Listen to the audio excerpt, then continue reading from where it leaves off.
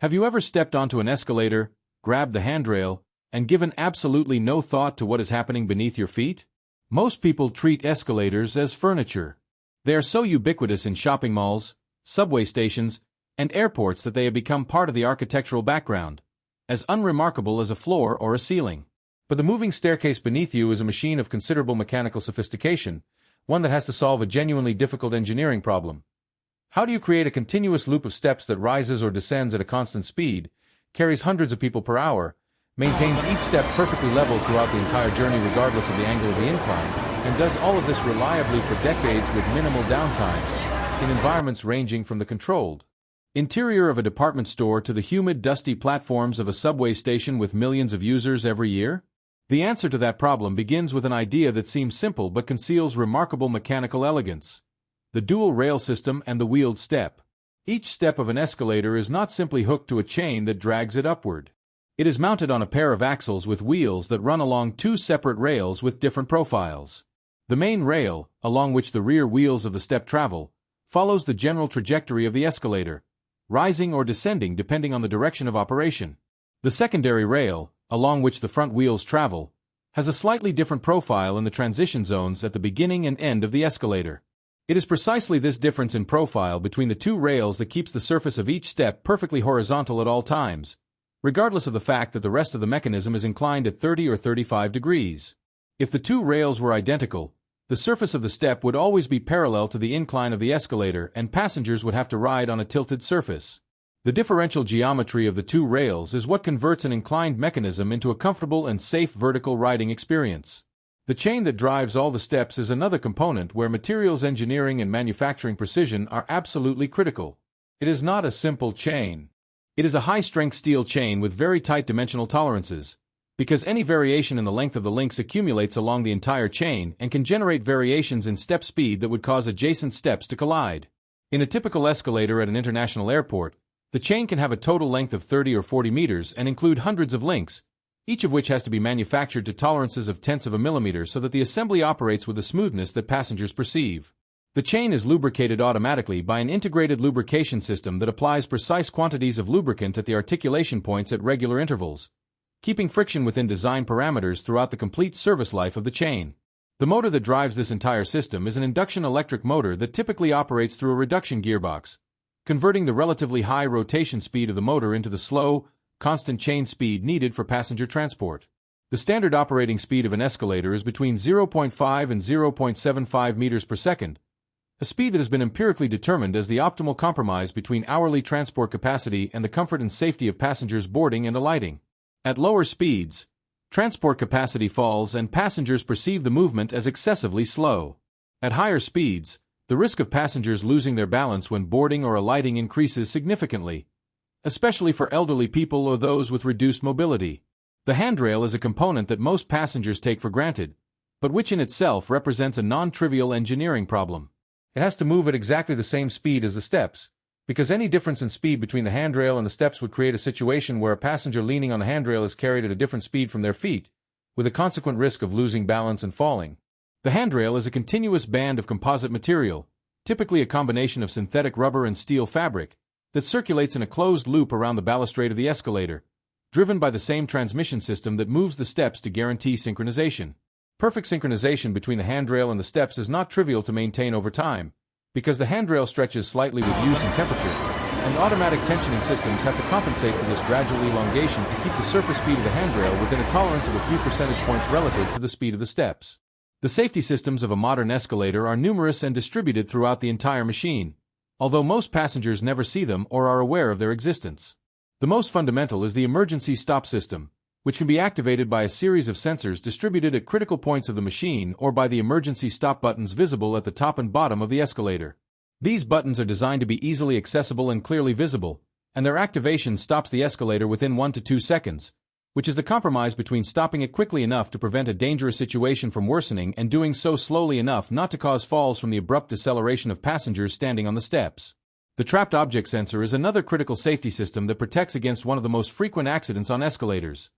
the entrapment of clothing, shoelaces, or fingers in the gaps between steps or between steps and the entry and exit combs. The combs are the yellow-colored toothed metal plates found at the beginning and end of the escalator, whose function is to make the step sink smoothly under the arrival platform without creating an abrupt gap in which a foot or object could become trapped. The teeth of the comb fit into the longitudinal grooves on the surface of the step, so that the step can slide under the comb while the comb teeth sweep away any object that may have lodged in the grooves. If an object rigid enough becomes trapped between the comb and a step and generates a force that exceeds the design threshold, a sensor detects that force and stops the escalator immediately. The excessive or insufficient speed sensor is another safety component that operates continuously during escalator operation. If the chain breaks or the motor loses power, the escalator may begin to move more slowly than intended or even reverse its direction under the weight of passengers,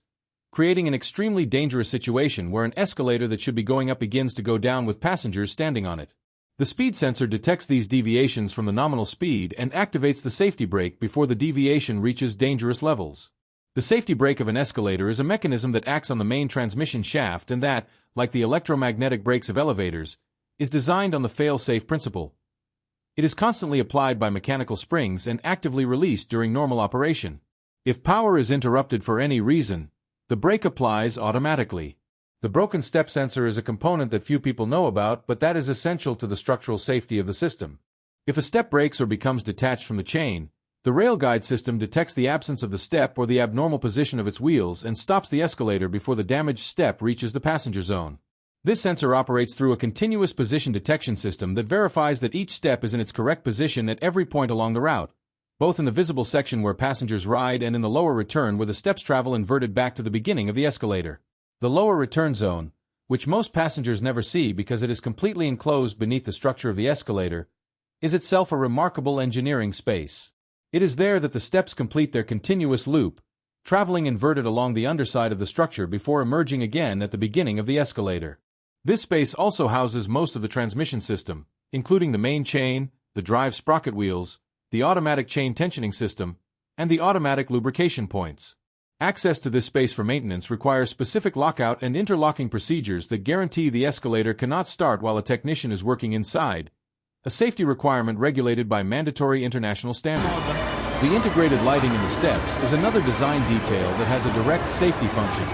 The edges of the steps are illuminated with yellow or white light that makes the boundaries of each step clearly visible even in conditions of reduced ambient lighting, such as those that may exist in subway stations with indirect lighting or in airports during night flights. This edge lighting significantly reduces the risk of passengers placing their foot on the edge of a step rather than in the center, which could cause them to slip toward the step below when the surface of the step they are standing on begins to sink under the comb upon arrival at their destination. The design of the escalator entry and exit zones deserves particular attention because it is where the majority of accidents occur. In the entry zone, the passenger has to synchronize their step with the movement of the steps, boarding the correct step at the correct moment without tripping on the edge of the next step. In the exit zone, the passenger has to step forward at the moment the step levels with the arrival platform, before the step begins to sink under the comb. Both transitions require motor coordination that most adults perform unconsciously, but that can be difficult for elderly people, young children, people with motor disabilities, or anyone who is distracted looking at their phone. Designers of modern escalators use several strategies to make these transitions safer and more intuitive. The gradual acceleration zone at the beginning of the escalator, where the steps emerge from the comb and progressively separate before reaching nominal speed, gives the passenger additional time to synchronize their movement with that of the steps. Visual signage on the floor indicating where to place the foot when boarding helps less experienced passengers to enter the escalator at the correct point. High-capacity escalators installed in the metro systems of major cities represent the most demanding end of the application spectrum. An escalator in a busy metro station can transport between 5,000 and 8,000 passengers per hour in each direction, operate 24 hours a day 7 days a week, and do so in an environment with levels of humidity, dust, and temperature far exceeding those of an indoor commercial installation. These escalators are designed with reinforced components, higher capacity lubrication systems, and more frequent maintenance cycles than their commercial equivalents. Many of the escalators installed in the oldest metro systems in the world, such as those in London or Moscow, have been in continuous service for decades, subjected to loads that would have destroyed lower quality equipment much sooner. The Moscow Metro, whose deepest stations are more than 80 meters below street level and have escalators more than 100 meters long, operates some of the most demanding escalator systems in the world, with inclines and lengths that make the problem of maintaining constant speed under variable loads significantly more complex than in a conventional installation. The energy efficiency of modern escalators has improved dramatically over the past 2 decades thanks to several technological innovations. Variable speed systems, which reduce operating speed or even stop the escalator when no passengers are detected by presence sensors, can reduce energy consumption by between 40 and 60% in installations with intermittent demand, such as those in shopping centers outside peak hours. Regenerative braking systems, which recover the kinetic energy of the escalator when it brakes and return it to the building's electrical grid, are especially effective in heavily loaded descending escalators, where the weight of the passengers causes the motor to actively brake to maintain constant speed rather than having to provide energy to maintain it. In a descending escalator with full load, the motor may be operating in generator mode for most of the operating time, converting the potential energy of the passengers into recovered electricity rather than dissipating it as heat in the brakes. What makes an escalator one of the most efficient transport mechanisms in existence, capable of moving more people per hour than any other vertical transport solution in the same space, is not any individual component. It is the integration of the dual rail geometry that keeps the steps level, the high-precision chain that moves them uniformly, the synchronized handrail that gives passenger security, the multiple detection systems that monitor operation in real time, and the emergency stopping mechanisms that ensure any anomaly is resolved before it can cause harm. It is a system that has been refined over more than a century of operation in real conditions, and whose apparent simplicity from the passenger's point of view is precisely the measure of how well its underlying engineering works. The next time you board an escalator and notice that instant of synchronization between your step and the movement of the stair, remember that what seems like a trivial gesture is actually the interface between your nervous system and a machine that has been designed with decades of accumulated knowledge to make that transition as natural and intuitive as possible. And that beneath your feet, invisible and silent, a continuous loop of high-precision steel is working without rest to take you exactly where you need to go. And yet there is a dimension of escalator engineering that almost never appears in conversations about these machines, precisely because it operates at a level that passengers never perceive and that even most engineers outside the industry rarely consider. It is the dimension of the interaction between the escalator and the building that houses it, a relationship that is far more complex and consequential than simply cutting a hole in the floor and dropping a machine into it. An escalator is not a self-contained object that sits passively inside a building. It is a dynamic system that transmits forces into the building structure continuously during operation, and those forces have to be accounted for in the structural design of the building itself. When a fully loaded escalator is carrying its maximum passenger capacity, the total weight being transmitted to the building support points can exceed 20 or 30 tons. But the static weight is only part of the story. The dynamic forces generated by the starting and stopping of the escalator, by the rhythmic loading of passengers stepping onto the steps at the entry zone, and by any vibration generated by the drive system are all transmitted into the building structure as well. If the natural frequencies of the escalator's structural frame are close to the natural frequencies of the building floor system, resonance can develop, generating vibrations that are perceptible to occupants in adjacent areas and that over time can cause fatigue damage to structural connections. Structural engineers working on buildings with escalators have to perform dynamic analyses that verify the frequency separation between the escalator system and the building structure, and in some cases have to design vibration isolation mounts that decouple the escalator frame from the building floor to prevent the transmission of dynamic forces. The thermal expansion of the escalator structure is another interaction with the building that requires careful engineering management. A large escalator installed in an environment where temperature can vary significantly between seasons, such as a covered but unheated public transit station, can experience changes in overall length of several centimeters between winter and summer as the steel structure expands and contracts. These changes in length have to be accommodated by the connections between the escalator and the building structure, which are typically designed with sliding supports at one end that allow the escalator to expand and contract freely without generating thermal stresses in either the escalator frame or the building structure. If these sliding supports are not properly maintained and become seized by corrosion or contamination, the thermal expansion of the escalator can introduce forces into the building structure that were never anticipated in the structural design, potentially causing damage to both the escalator and the building over time. The fire safety implications of escalator shafts in multi-story buildings represent another engineering challenge that goes far beyond the mechanical design of the escalator itself. An escalator opening in a floor slab creates a direct vertical connection between floors that can act as a pathway for the spread of fire and smoke in a building emergency. Building codes in most countries require that escalator openings be protected by fire suppression systems,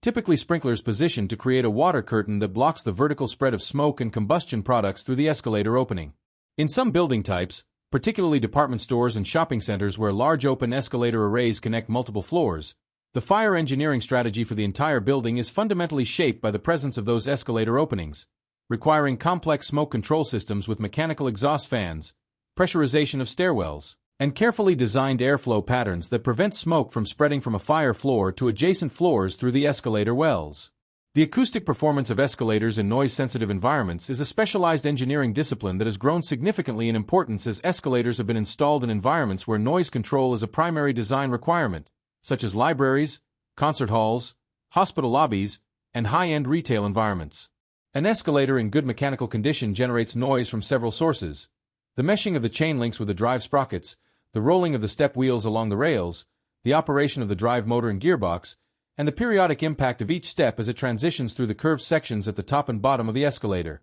Each of these noise sources has a characteristic frequency spectrum, and controlling the overall noise level requires addressing each source independently. Modern low-noise escalators use precision ground gears in the drive system to reduce gear mesh noise, resilient mounts for the motor and gearbox to isolate their vibration from the escalator frame, specially profiled rail sections that provide a smooth transition for the step wheels through the curved zones, and acoustic enclosures around the drive machinery that attenuate the sound before it radiates into the surrounding space. In the most demanding acoustic environments, the entire escalator structural frame can be isolated from the building structure by elastomeric mounts that block the transmission of structure-borne sound into the building fabric. The interaction between escalators and the people who use them has also become a subject of serious scientific study in the field of human factors engineering, a discipline that applies knowledge of human perception, cognition, and biomechanics to the design of systems that people interact with. Research in this field has produced insights that have directly influenced escalator design in ways that are not obvious from a purely mechanical perspective. Studies of passenger boarding behavior have shown that the width of the entry zone, the color contrast between the moving step and the stationary cone plate, and the presence or absence of visual cues on the floor ahead of the escalator all significantly affect the probability that a passenger will board successfully on the first attempt without hesitation or misstep. Research on elderly passengers has shown that the handrail height, the texture of the handrail surface, and the force required to grip the handrail are all factors that influence whether an elderly person feels confident enough to use an escalator independently or chooses to seek an alternative. These findings have been incorporated into escalator design standards in many countries, producing requirements for minimum handrail diameter, maximum handrail height variation along the length of the escalator,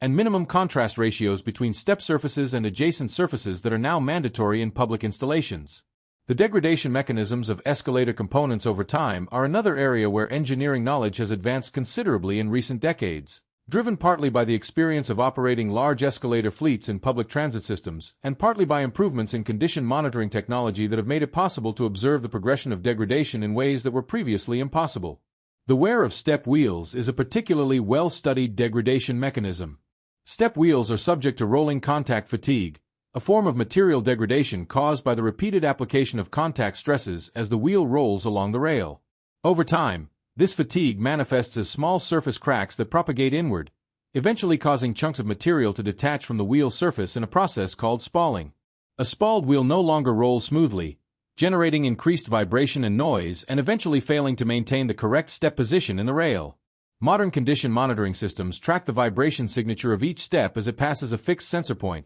detecting the characteristic vibration pattern of a developing spall long before it causes perceptible deterioration in ride quality or represents a safety risk. This allows maintenance teams to replace worn wheels on a planned basis during scheduled maintenance windows rather than responding to unexpected failures that take the escalator out of service at inconvenient times. The lubrication system deserves more detailed attention than it typically receives in general discussions of escalator engineering, because inadequate lubrication is one of the most common root causes of premature component wear and unexpected failure in escalator systems. The challenge is not simply applying enough lubricant to keep components from running dry. It is applying exactly the right amount of the right lubricant to each lubrication point at the right interval, because both under-lubrication and over-lubrication can cause problems. Under-lubrication allows metal-to-metal contact that accelerates wear. Over-lubrication causes excess lubricant to accumulate on surfaces where it does not belong, attracting dust and debris that form an abrasive paste that actually accelerates wear rather than preventing it, and creating slip hazards on step surfaces and floor plates if lubricant migrates to areas that passengers contact. Modern automatic lubrication systems are programmed with precisely calibrated delivery volumes and intervals for each lubrication point, and some advanced systems monitor the actual lubrication condition of critical components using oil analysis sensors that can detect changes in lubricant viscosity, contamination levels, and wear particle concentration that indicate either lubricant degradation or abnormal wear of the lubricated components. The end-of-service life management of escalators is an aspect of escalator engineering that is rarely discussed publicly but that represents a significant practical and financial challenge for the operators of large escalator fleets. An escalator has a design service life typically specified between 20 and 25 years, after which the accumulation of wear, fatigue, and corrosion in structural and mechanical components reaches a point where continued safe operation cannot be economically guaranteed through maintenance alone, and replacement becomes necessary. But the replacement of an escalator in a building that has been designed around it is a major construction project that involves significant disruption to building operations, particularly in a transit environment where the escalator may be handling tens of thousands of passengers per day. The logistics of removing an old escalator and installing a new one while maintaining some level of service in the affected area requires detailed planning that typically begins years before the actual replacement takes place. In some cases, the constraints of the building structure around the escalator, which was designed to accommodate the specific dimensions of the original machine, make it impossible to install a modern replacement escalator without structural modifications to the building itself, adding further complexity and cost to what might seem like a straightforward equipment replacement. What the complete picture of escalator engineering reveals, when you look beyond the visible moving steps and the familiar handrail, is a discipline that touches structural engineering, mechanical engineering, material science, acoustics, fire safety engineering, human factors, and building operations management, all integrated around a machine whose fundamental purpose is so simple that most people interact with it without a second thought. The genius of good escalator engineering is precisely that invisibility. Every hour of smooth, silent, reliable operation is the result of decisions made by engineers who understood that the measure of their success was not how impressive the machine looked or how sophisticated its systems were, but how completely it disappeared into the background of daily life, carrying people safely from one level to another without ever asking them to think about how it works. And on the rare occasions when something does go wrong and the escalator stops, the sudden awareness of how much we depend on these machines is itself a reminder of how thoroughly they have earned their place in the infrastructure of modern life.